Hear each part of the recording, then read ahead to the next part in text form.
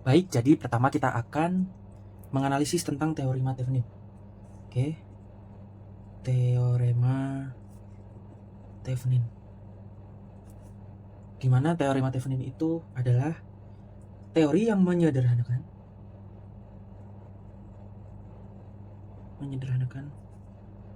rangkaian yang rumit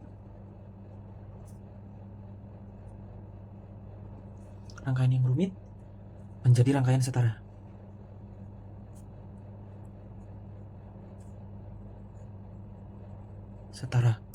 Oke. Yang bentuknya itu dia akan seperti ini.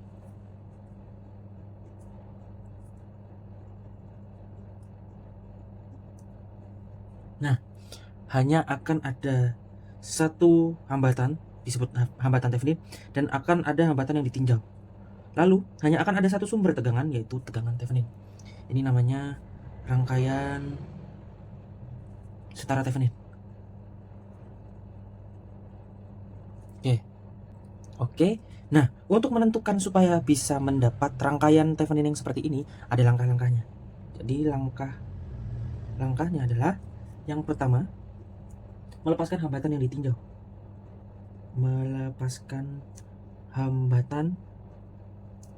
yang ditinjau. Atau RL ya tadi ya, dari rangkaian.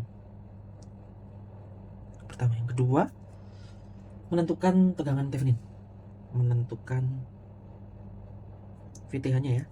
Yang ketiga, menentukan hambatan Thevenin. Menentukan R Thevenin. Ya. Yang keempat, baru kita menyusun rangkaian Thevenin. Oke. Nah, baiklah. Untuk masuk kepada teorema Thevenin ini, kita langsung saja ke contoh soalnya. Misal saya punya begini ya. Gini.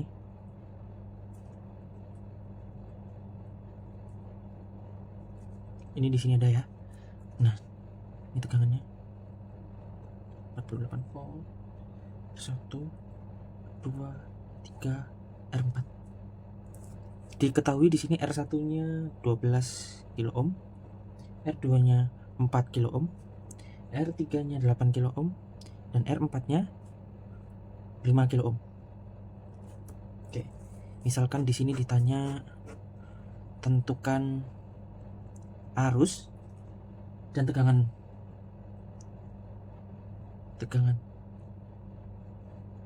pada rangkaian.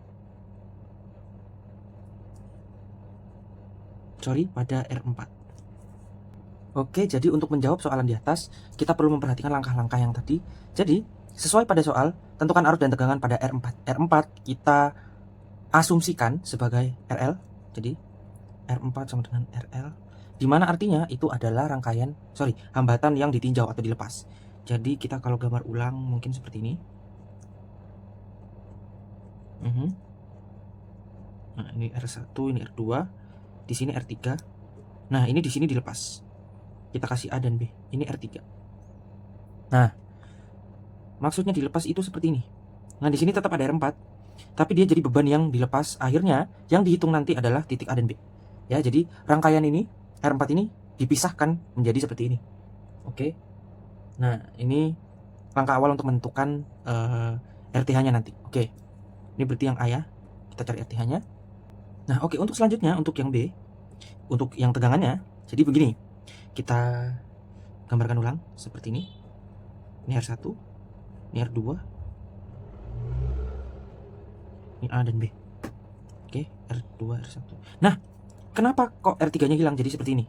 Ibaratnya, kalau di dalam praktikum, yang dihitung atau VTH-nya itu adalah tegangan yang diukur dari titik A dan B. Jadi VTH sama dengan VAB.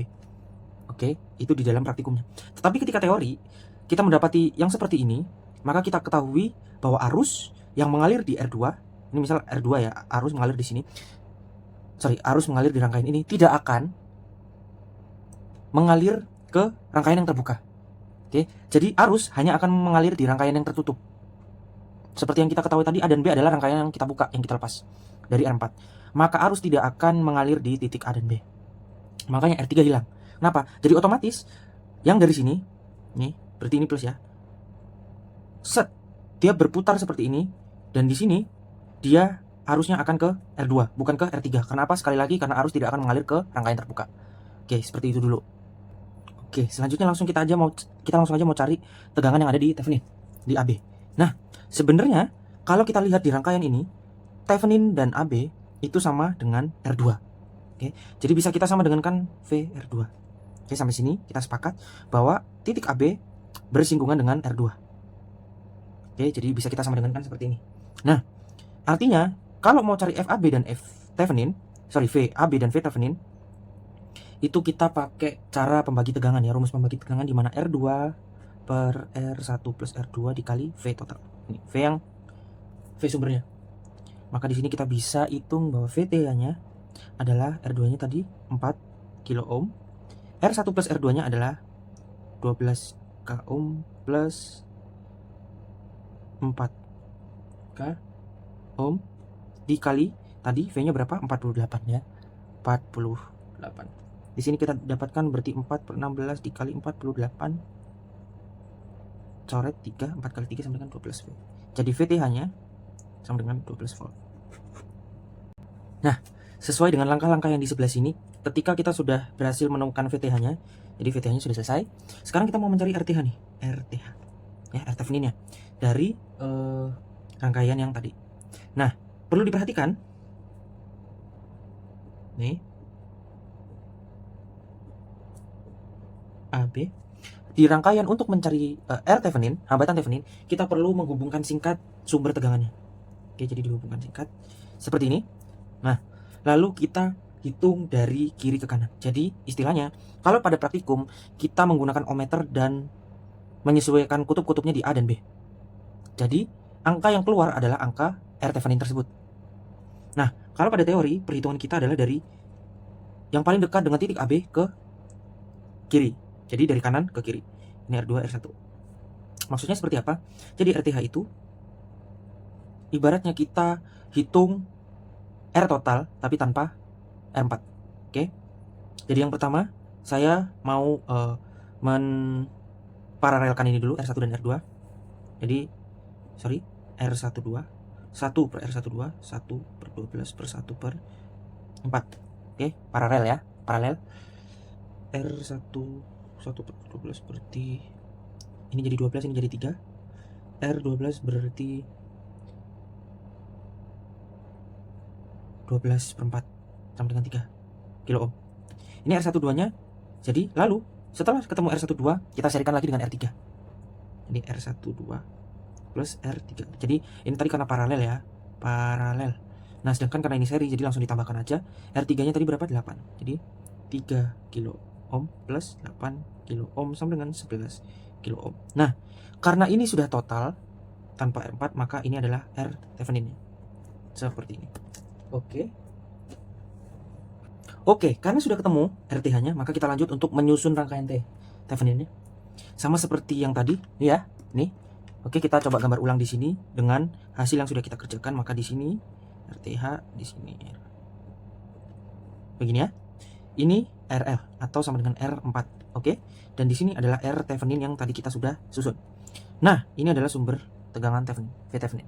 Nah, di sini maka kita ketahui bahwa VL, kalau kita mau cari tegangan yang ada di sini, berarti VL sama dengan V4.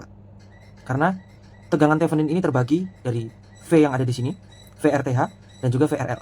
Sedangkan kita kembali ke soal, kita harus mencari arus yang ada pada R4, yaitu RL. Jadi IR4. Oke. Nah, gimana cara nyarinya? Kita harus ketahui dulu RL sama dengan R4. Kita tahu di sini adalah 5 kilo ohm. Nah, sekarang kita cari dulu V yang ada di hambatan ini. Jadi VL atau VR4 sama dengan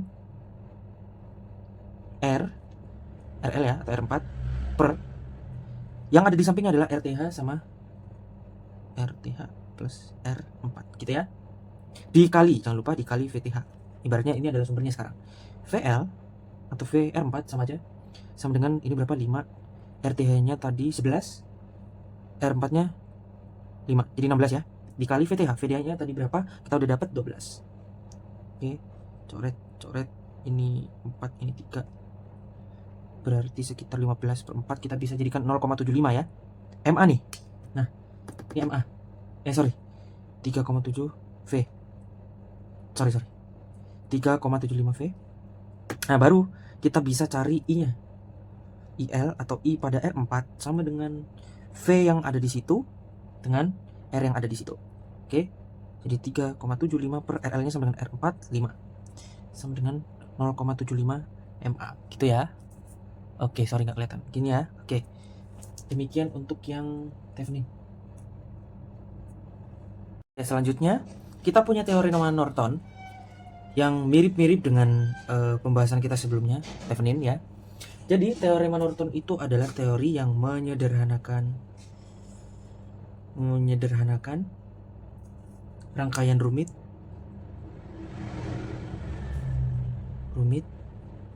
jadi sederhana atau setara. Gitu ya.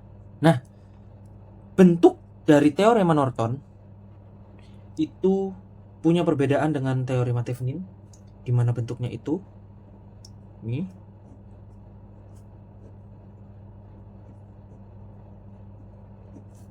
Oke. Ini rangkaian setara Norton. Oke. Dia punya 3 komponen di sini. Yang pertama adalah satu sumber arus. Oke, satu sumber arus Norton dilambangkan dengan IN. Yang kedua dia punya hambatan Norton. Kalau tadi kan hambatan Thevenin ya, RTH, sekarang dia punya RN ya, bukan rekayasa nanoteknologi. Yang ketiga dia punya RL, sama seperti tadi, ini adalah beban atau hambatan yang diuji. Oke. Nah, dia sama seperti tadi punya langkah-langkah, dan langkah-langkah untuk menentukan teorema Norton ini adalah satu sama lepaskan rangkaian yang diuji ya, lepaskan RL. Tentukan komponen pertamanya ialah IN atau arus Norton. Yang ketiga, tentukan RN atau hambatan Norton. Baru yang keempat, kita bisa menyusun rangkaian Norton ya. Oke, sama seperti soal yang tadi di Thevenin, saya ingin menggunakan lagi sama juga nilai-nilai hambatannya.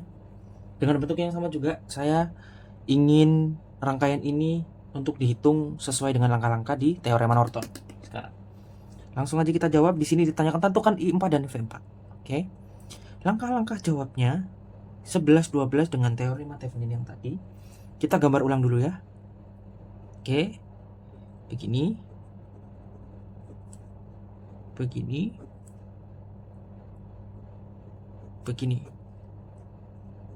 Ini R4-nya ya. A, B. Oke, seperti ini. Jadi R4-nya adalah R yang diuji, beban yang diuji, RL. Tapi kita punya perbedaan di sini. Kalau tadi di teorema Thevenin kita hanya akan membiarkan dua node ini ya, dua titik A dan B ini. Kalau di Norton kita akan hubungkan singkat dua titik ini, A dan B ini. Jadi kita hubungkan singkat. Jadi ini adalah titik yang tadi dilepas untuk R4, kita hubung singkatkan. Oke, selanjutnya kita langsung menentukan arus dari arus Norton. Ini langkah pertamanya, kita sudah melepaskan RL-nya seperti ini ya bentuknya. Nah, kalau kita ingin menentukan arus di N, maka perlu kita ketahui R1, R2, R3. Kalau pada praktikum, sekali lagi, untuk mengetahui arus Norton, maka ampere meternya itu harus disejajarkan atau ditentukan dari titik A dan B. Secara tidak langsung, maka I dari N itu sama dengan I yang ada di R3 ya. Arus di R3. Nah, maka dari itu kita akan menentukan dulu hambatan pengganti dari ketiga hambatan ini. Baru kita bisa menentukan arus total.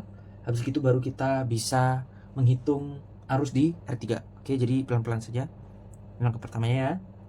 Kita gambarkan ulang biar gampang ya. Jadi ibaratnya kalau tadi itu Thevenin itu dari kanan ke kiri, berarti ini dari kiri ke kanan. R1 bercabang ke R3 dan R2, berarti bisa kita gambarkan ulang seperti ini ya. Seperti ini. Nah, ini ya biar gampang ya. Ini R2, ini R3, ini R1.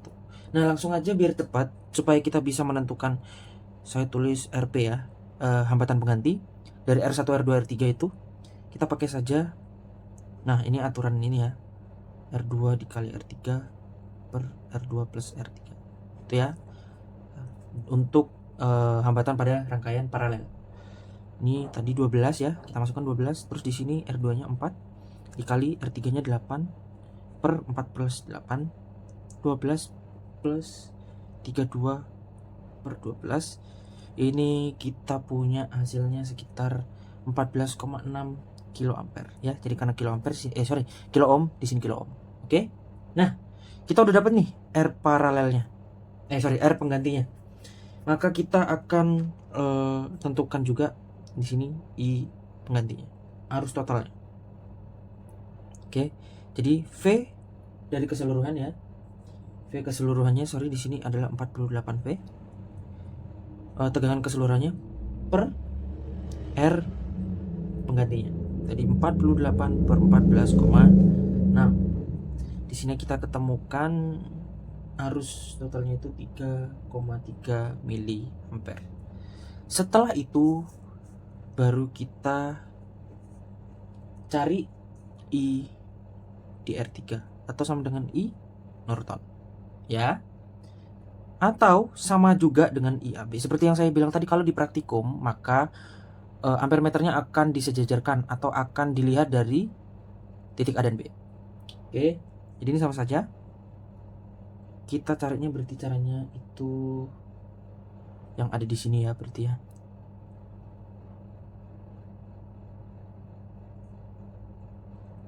Kita cari dulu R.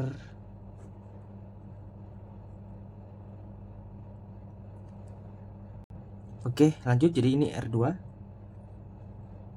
plus R3 dikali I totalnya tadi ya. Oke, berarti IN sama dengan R2 nya berapa? 4 per R2 plus 3, langsung aja 4 tambah 8 berapa? 12 dikali IP. IP nya 3,3. Bisa kita lihat di sini 1,1 ya miliampere. Seperti ini. 1,1 miliampere. Kita ketemu. Oke, kita sudah ketemu arus Nortonnya. Oke, sekarang kita lanjutkan untuk mencari langkah yang ketiga, yaitu menentukan hambatan Norton.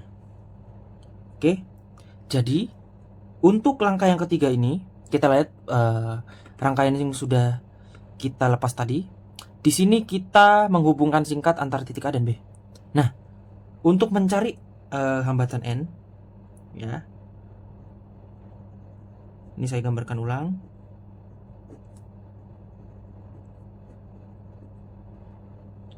Ini A, ini B ya. Nah, kita akan melepas hubungan singkat yang tadi itu. Oke, jadi ini dilepas, ini akan kembali menjadi rangkaian terbuka. Nah, yang kita hubung singkatkan adalah V-nya. Oke, sebenarnya kenapa sih kok kita hubung singkatkan? Karena ini langsung gini ya. Karena itu mempermudah kita untuk menghitung hambatan pengganti. Oke, sama seperti yang lalu. Kalau kita meletakkan ohmmeter di sini, maka itulah angka yang mewakili hambatan Nortonnya. Jadi dari kanan ke kiri. Jadi untuk arus tadi dari kiri ke kanan ya, ini jadi kanan ke kiri. Jadi kalau kita kalau kita gambarkan itu seperti ini.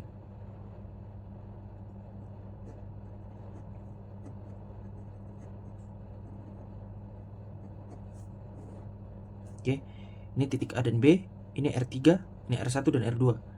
Artinya kalau kita mau oke, mohon maaf, ini bukan R3 ya. Ini bukan R3 tapi ini R pengganti. Jadi hambatan pengganti dari ketiga hambatan ini. Dimana kalau kita mau cari dulu dari R1 dan R2-nya, kita paralelkan dulu langsung aja ya. R12 itu berarti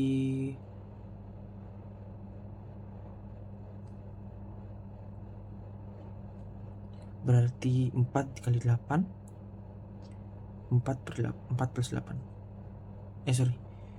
12 kali 4 per 12 plus 4, Ini kita dapat berarti 12 kali 4 48 per 16 sama dengan 3 ya, 3 kilo ohm.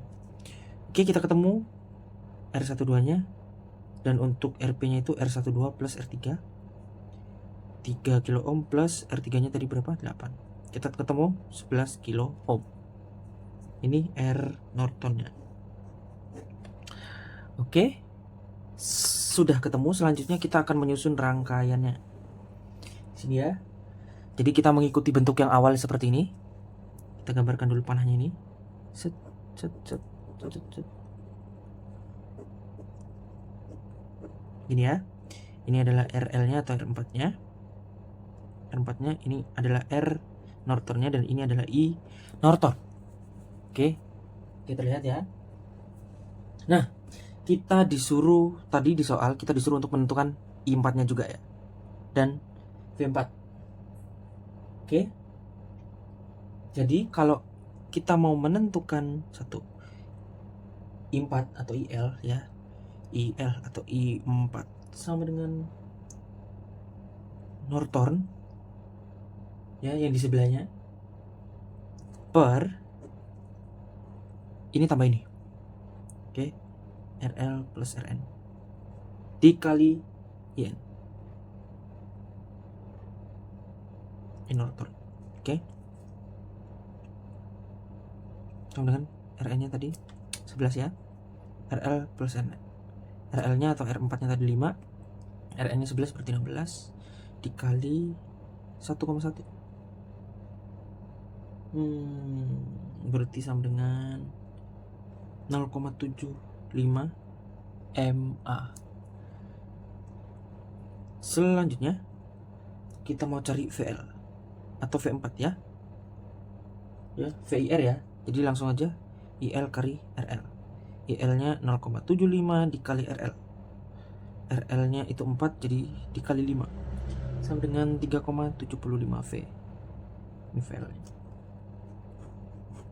Ya, ini IN-nya ya. Oke. Jadi soal ini sudah terjawab dengan teorema Norton. Kita bisa menentukan VL, V pada R4, dan juga arus yang ada di R4. Jadi sekian dari penjelasan saya. Terima kasih dan mohon maaf jika masih banyak kesalahan.